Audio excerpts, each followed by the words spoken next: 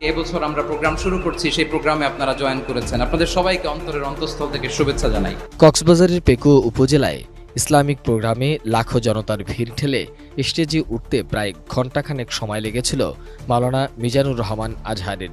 Programme শেষেও হয়েছিল একই অবস্থা। এভাবে চলতে থাকলে হয়তো নিরাপত্তার স্বার্থে তার পক্ষে আর বড় আয়োজনে যোগ দেওয়া সম্ভব না। শনিবার রাতে নিজের ভেরিফাইড ফেসবুক পেজে এক পোস্টে এমনটি জানিয়েছেন মিজানুর রহমান আজহারি।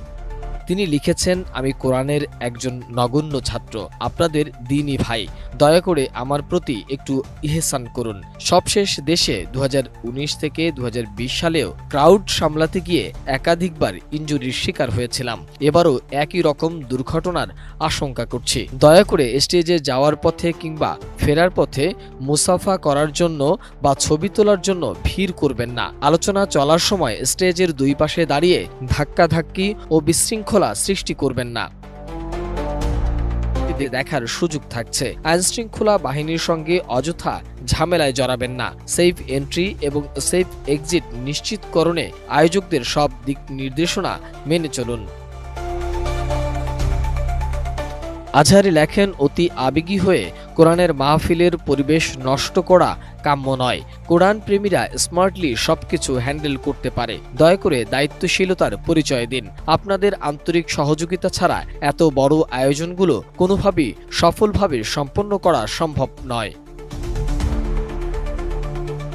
ক্ষমার অনুরোধ জানিয়ে তিনি লেখেন, আমি আল্লাহর জন্য আপনাদের ভালোবাসি এবং এটা বিশ্বাস করি নিশ্চয়ই আপনারাও আল্লাহর জন্যই আমাকে ভালোবাসেন। আপনাদের এই উষ্ণ ভালো লাগা আমি দূর থেকে ভীষণ অনুভব করি, কিন্তু আমরা সবাই যদি কাছে এসে মুসাফা করতে চাই, কথা বলতে চাই কিংবা ছবি সংরক্ষণ করতে চাই, তাহলে আল্লাহর জন্য ভালোবাসার এই দাবি পূরণ করা আমার জন্য কষ্টকর হয়ে যাবে। আমার এই সীমাবদ্ধতাকে ক্ষমাসুন্দর দৃষ্টিতে দেখার অনুরোধ জানাচ্ছি।